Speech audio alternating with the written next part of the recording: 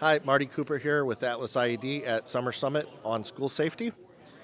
I'm showing a device here that allows a building like this school that we're in to actually accommodate the existing analog audio system and turn it into an IP audio system and work with our mass notification system. So this little black box has a network port to connect PoE Plus to the network like all the other devices, but then in the middle here has all of your analog inputs and outputs plus GPIO.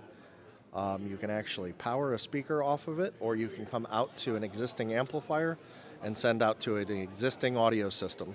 So very popular piece when you're trying to retrofit into an existing building, or you want to scale and build the system up to a certain point depending on what the budget is or what the time constraints are.